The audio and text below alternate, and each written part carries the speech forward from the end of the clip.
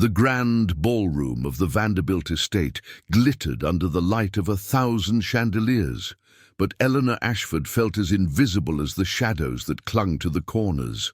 Her pale blue gown, modest compared to the extravagant displays of silk and diamonds surrounding her, seemed to diminish with each passing moment. She stood alone near the refreshment table, clutching a crystal flute of champagne she had no intention of drinking, watching couples waltz across the polished marble floor with practiced grace.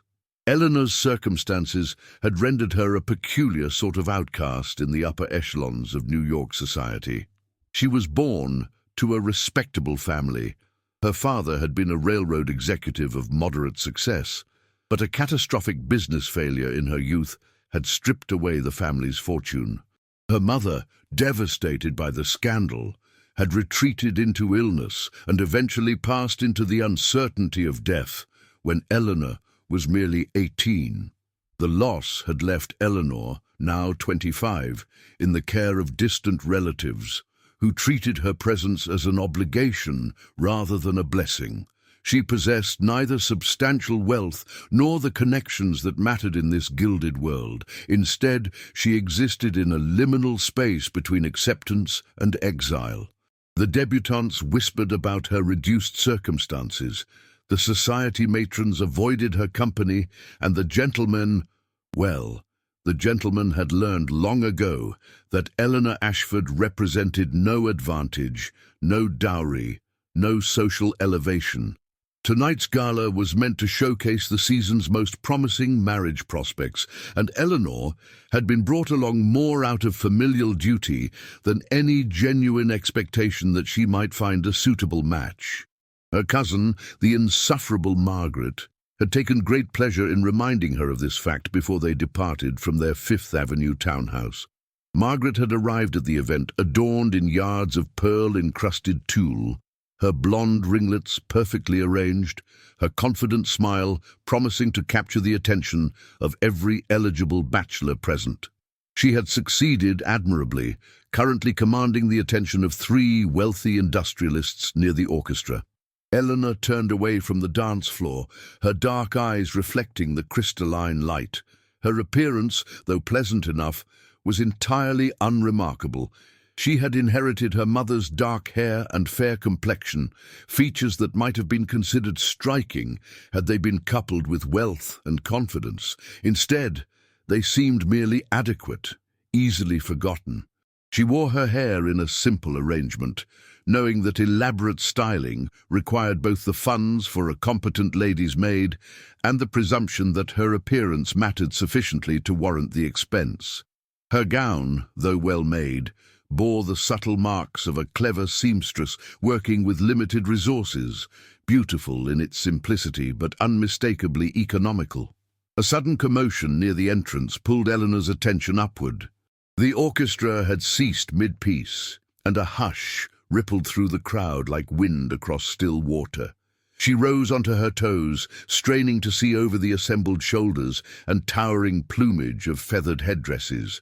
A man had entered the ballroom, and his presence seemed to command the space itself.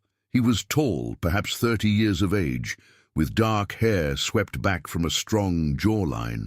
But it was his bearing that captured attention, the unmistakable confidence of a man accustomed to deference, the languid grace of someone for whom the world naturally parted. A woman standing nearby gasped audibly. "The Duke of Ashworth," she whispered to her companion, using a tone usually reserved for religious pronouncements. "British nobility, extraordinary wealth, inherited his title just last year. He's never attended an American social event before." Eleanor felt something shift within her, a tremor of inexplicable anticipation. She watched as the Duke descended into the ballroom, observed how society reorganized itself around his presence like iron filings to a magnet. The most eligible women suddenly remembered appointments near him. The most powerful men found urgent reasons to offer greetings. Margaret, Eleanor noticed with some amusement, had abandoned her 3 industrialists entirely and was positioning herself strategically along the Duke's most probable path. The evening unfolded as Eleanor had anticipated. The Duke accepted dance after dance, conversed with the most prominent families, demonstrated precisely the sort of social grace and aristocratic charm that American society found irresistible. Eleanor continued her solitary vigil by the refreshment table, a comfortable observer of a world to which she did not quite belong. She had learned long ago that invisibility carried its own particular comfort. There was a certain peace in being overlooked, she had discovered. No disappointments, no judgments, no cruel reminders of one's inadequacy. It was near midnight when everything changed. The Duke had excused himself from a conversation with the mayor of New York and was navigating toward the less crowded periphery of the ballroom, seeking perhaps a moment of respite from the relentless social machinery. His path led him directly past the refreshment table. Eleanor, absorbed in observing a particularly intricate arrangement of orchids in a nearby floral display, did not immediately register his presence. When she turned, startled by the sudden proximity of another person, she found herself face to face with the Duke of Ashworth. Up close, his features were even more striking than distance had suggested. Blue eyes of an unusual shade, sharp and penetrating. A faint scar beneath his left temple that suggested a life more complex than his polished exterior implied. He regarded Eleanor with an expression of frank curiosity, as though he had stumbled upon something entirely unexpected in the midst of a thoroughly predictable evening. "You are the only woman in this ballroom who has not attempted to attract my attention," he observed, his voice carrying a refined British accent that seemed almost melodic in its precision. "I find that enormously fascinating. How is it that you have managed to remain disinterested in one of England's most eligible bachelors?" Eleanor's breath caught in her throat. She had been so thoroughly unremarkable that she had imagined herself beneath notice. Yet here stood the Duke of Ashworth, apparently having noticed her precisely because she had failed to pursue his notice. "I had not assumed you would be interested in me, Your Grace," Eleanor replied, her voice steadier than her racing heart. "I seemed to observe that you had no shortage of admirers." "Admirers, yes," the Duke said, a wry smile playing at the corners of his mouth. "But this evening I have encountered precisely 0 women who were willing to be themselves. You, however, Miss—" "Eleanor Ashford," she supplied quietly. "Miss Ashford," he repeated, as though committing the name to memory. "You were willing to stand alone rather than perform. That is either the height of confidence or the height of resignation. I should very much like to discover which." Thus began Eleanor Ashford's unexpected transformation, though neither she nor the Duke could have known it in that crystalline moment. He extended his hand, and she accepted it with the tremulous hope of someone who has learned never to hope at all. As he led her toward the dance floor, Eleanor felt the weight of 1,000 eyes upon her, eyes that suddenly, impossibly saw her for the first time. The following weeks unfolded like a carefully choreographed ballet, though Eleanor felt as though she were dancing while simultaneously learning the steps. The Duke of Ashworth, his name was Adrian, though she was permitted to use it only in private moments, had made his intentions toward Eleanor unmistakably clear. They rode through Central Park together on crisp autumn mornings. They attended concerts at Carnegie Hall, where Adrian sat so close that Eleanor could perceive the subtle scent of his cologne, a mixture of cedar and something indefinably sophisticated. They dined at the finest restaurants in Manhattan, and gradually, inevitably, the city's social apparatus recalibrated its assessment of Eleanor Ashford. If the Duke of Ashworth was interested in Eleanor, then Eleanor Ashford became, by mathematical necessity, interesting. The transformation was not subtle. Within days of their first dance, invitations began arriving at the modest townhouse where Eleanor resided with her relatives. Suddenly, hostesses who had previously overlooked her existence found themselves desperately eager for her attendance at their soirees. The very debutantes who had whispered behind their fans about Eleanor's reduced circumstances now sought her companionship. hoping perhaps that proximity to the Duke's favour might reflect upon them. Her cousin Margaret, watching this reversal with visible fury, made exceedingly pointed comments about Eleanor's sudden good fortune and the peculiar tastes of foreign nobility. But the external transformation, remarkable as it was, paled in comparison to the internal revolution occurring within Eleanor herself. For the first time in her adult life, she was discovering the woman she might have been had circumstance not conspired against her. Adrian treated her not as a consolation prize or an amusing diversion, but as though her thoughts mattered, her observations held genuine interest. Her presence brought him something of tangible value. One evening, they sat in the library of his temporary residence. He had leased an enormous mansion on Madison Avenue, and Adrian asked her a question that seemed simple, but struck at the very foundation of Eleanor's understanding of herself.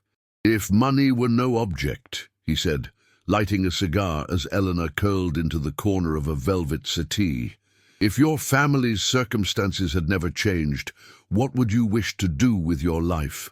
Eleanor considered the question carefully. No one had ever asked her such a thing before. She had spent so many years merely surviving, enduring, existing within the constraints of her diminished position that she had nearly forgotten how to dream. "I should like to travel," she said finally. "Not the superficial tourist travels that society women undertake, viewing Europe as though it were a backdrop for their jewelry. I mean real travel. I should like to understand how people live in other places, what they value, how they construct meaning from their circumstances. I should like to read every book in the British Library. I should like to learn to speak French and Italian not to impress others, but because the languages themselves fascinate me. I should like to understand art and music not as accomplishments to display, but as genuine expressions of the human spirit." Adrian leaned back in his leather chair, studying her with an intensity that made Eleanor's pulse accelerate. "You should like to be educated," he said, "truly educated, not merely accomplished." "I suppose I should," Eleanor acknowledged, surprised by the depth of her own yearning once she had given it voice. "Though I recognize that such aspirations are impractical for a woman of modest circumstances." "They are impractical only if you lack the means to pursue them," Adrian said, rising from his chair and extending his hand to her. "Come with me." He led her through the corridors of the mansion to a room she had not previously entered, a private library of staggering proportions. Shelves rose to vaulted ceilings, and the collection contained volumes in a dozen different languages. Eleanor moved through the space as though in a trance, her fingers trailing along the leather spines, many of them bearing dates from centuries past. "These are yours to use as you wish," Adrian said quietly. "If you should like to learn Italian, we shall hire a tutor. If you wish to discuss philosophy, I am competent enough to engage in such conversation. Though I confess my knowledge is considerably less than yours will become, if you apply yourself with sufficient dedication." Eleanor turned to him, her eyes suddenly bright with unshed tears. No one had ever offered her such a thing, not permission merely, but encouragement, resources, the validation that her intellectual hunger was worthy of fulfillment. "Why?" she asked simply. "Why are you doing this?" Adrian crossed the space between them and took her hand in his. "Because," he said, "I spent my entire childhood surrounded by people who valued me exclusively for my title and my eventual holdings. I learned to distinguish between those who saw me and those who saw only what I represented. You, Eleanor, are one of the very few people I have encountered who sees me. Not the Duke, not the wealth, not the ancestral estates and historical importance. You see me, and I find myself entirely enchanted by the woman who does so." Over the subsequent months, Eleanor underwent a metamorphosis that astonished even herself. She began to venture out, not as a woman in search of validation through social success, but as someone actively engaged in the pursuit of knowledge and understanding. She visited art galleries, not to admire the paintings, but to discuss their composition and meaning with Adrian and with the artist friends he introduced her to. She attended lectures at Columbia University, sitting quietly in the back of halls where few women ventured, absorbing knowledge with the intensity of someone who understood its profound rarity in her life. And as Eleanor became more fully herself, something extraordinary occurred. Society, which had been perfectly content to ignore her when she seemed insignificant, now found her magnetic. It was not merely that the Duke of Ashworth paid her attention. It was that Eleanor had become someone worthy of attention on her own merits. She carried herself with quiet confidence. She engaged in conversations with intelligence and genuine curiosity. She dressed with an understated elegance that made the more ostentatious displays of wealth seem somehow gauche by comparison. The intellectuals and artists whom Adrian introduced into his circle found her fascinating. The society women, meanwhile, had begun to perceive her as a threat, not because she competed for attention, but because she seemed entirely uninterested in the competition itself. By winter, Eleanor Ashford had transformed from the overlooked girl in the modest blue gown into the most discussed woman in New York society. Not everyone approved, of course. There were whispers about her circumstances, about her calculated pursuit of a title, about the indecency of her intellectual pretensions. But there were far more people who found themselves drawn to her magnetic presence, who sought her company, who basked in the glow of her remarkable transformation. The Duke, observing this evolution with evident satisfaction, seemed to take particular pleasure in the fact that Eleanor's ascendancy had been earned through her own becoming, not through his favor alone. "They are attracted to you now because you have become someone worth being attracted to," he told her one evening, as they walked through the glittering halls of a particularly exclusive soirée. "That is a power they cannot diminish or revoke, regardless of what might transpire between us." Eleanor, hearing this, understood finally that Adrian had given her something far more valuable than access to society or material comfort. He had given her back to herself. Winter settled over Manhattan with particular ferocity, and with it came a development that neither Eleanor nor Adrian had anticipated. The Duke of Ashworth, it seemed, had become the focal point of every ambitious woman in New York society. This had always been the case, of course, but previously the competition had been theoretical, a sort of sporting pursuit among the debutantes who imagined themselves worthy of a British title. Once Adrian's clear preference for Eleanor became undeniable, however, the competition transformed into something far more serious and, in some quarters, distinctly hostile.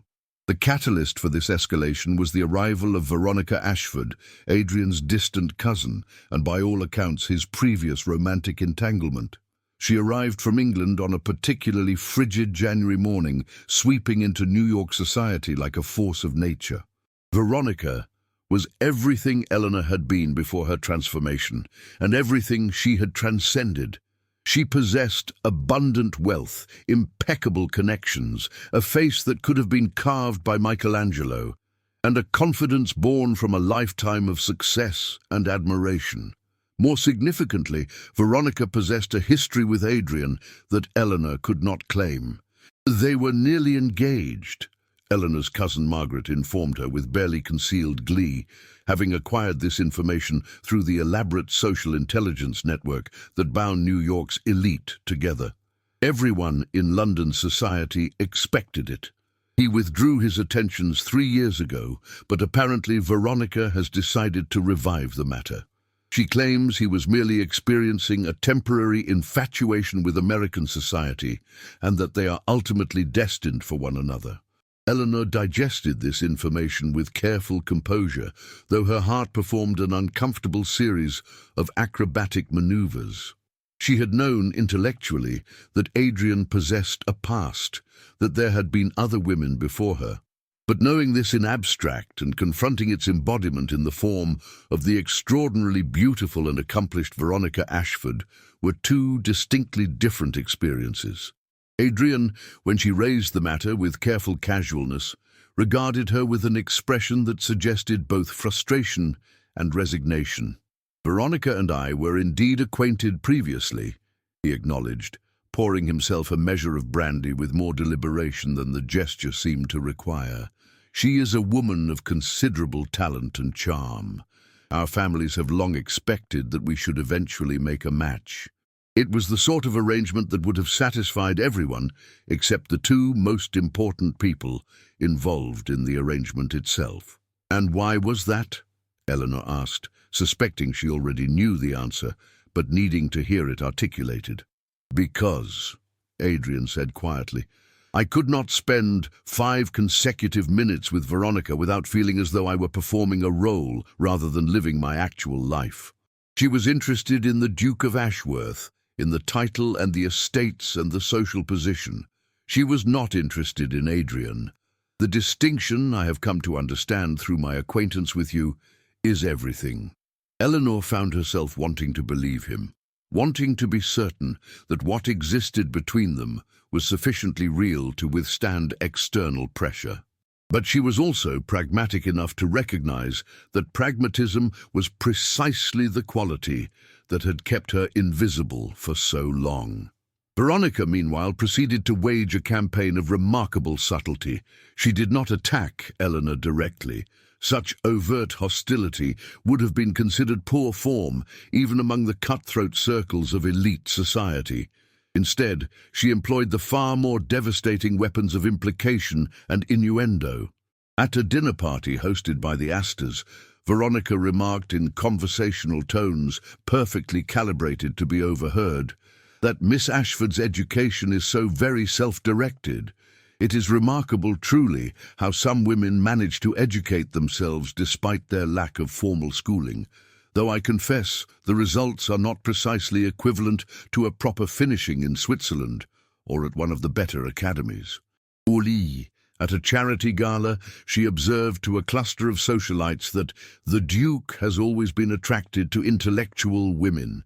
It is one of his more endearing qualities, actually.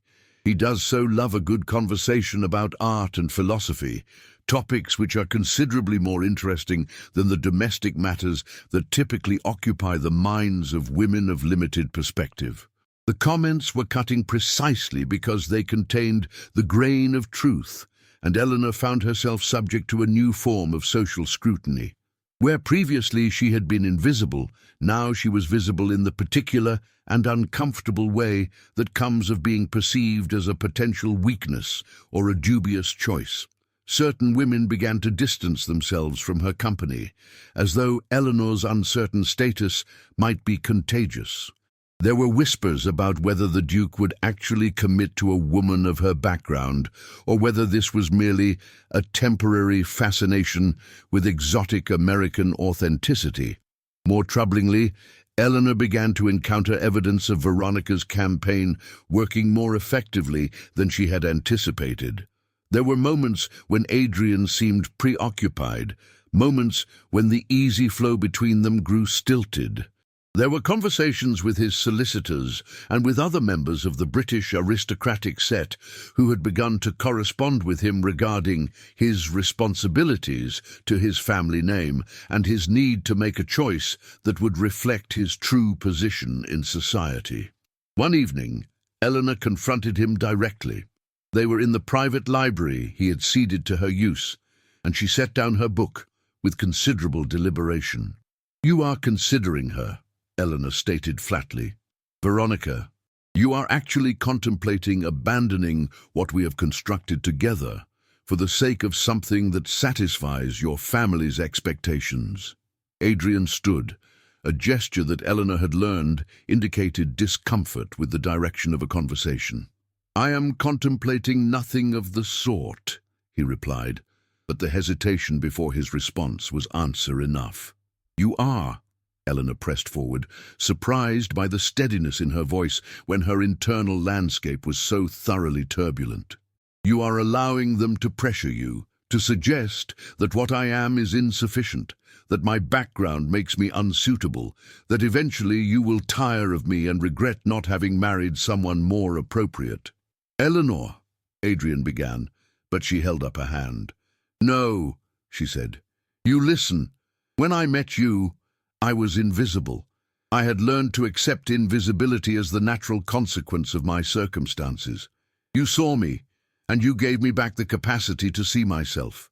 But I refuse to transform myself again now, refuse to perform uncertainty or inadequacy or any of the things that this society would prefer I feel about myself.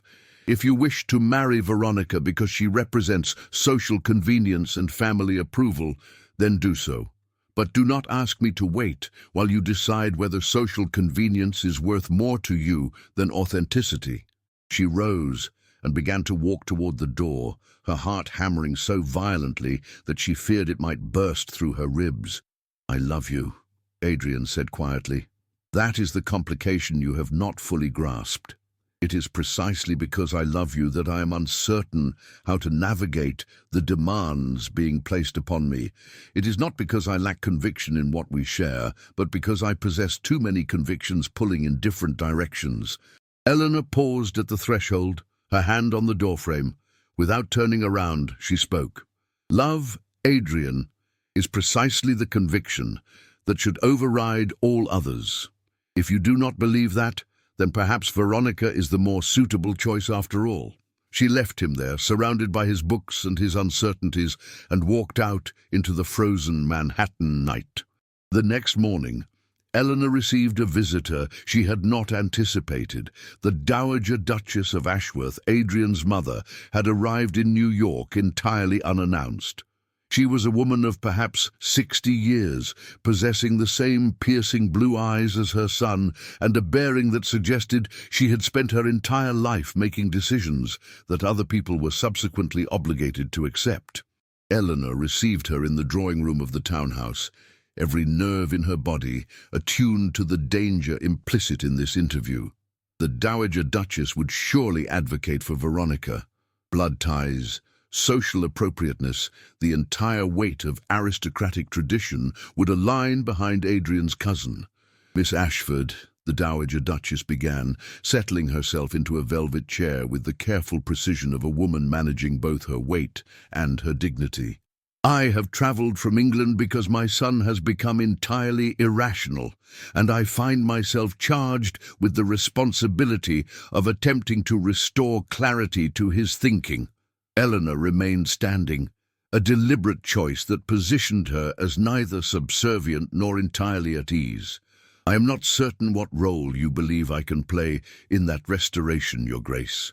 "You can remove yourself from the equation," the Dowager Duchess said bluntly. "Miss Ashford, I am not an ignorant woman. I understand that my son has formed an attachment to you. I am even prepared to acknowledge that this attachment may be based on genuine feeling rather than mere infatuation. However, attachment and suitability are separate matters entirely." "With respect, Your Grace," Eleanor replied carefully, "suitability is precisely the word that prevented me from ever being seen at all before your son chose to view me. Suitability is the manner by which society maintains the fiction that hierarchies are natural rather than constructed." The Dowager Duchess smiled, a sharp expression with very little warmth in it. "You are intelligent and spirited. I appreciate that. However, intelligence and spirit do not erase the practical considerations that must govern such a match. My son is the Duke of Ashworth. The title carries with it centuries of history, established relationships, political positions, and financial concerns that extend far beyond his personal preferences. To marry someone without the proper breeding, without the social connections, without the understanding of the responsibilities such a position entails. This is not merely a romantic choice, Miss Ashford. It is an abdication of duty." "And what of his duty to himself?" Eleanor countered. "What of his duty to live authentically, to choose based on genuine connection rather than historical obligation? Are such duties not also worthy of consideration?" "They are admirable sentiments," the Dowager Duchess acknowledged.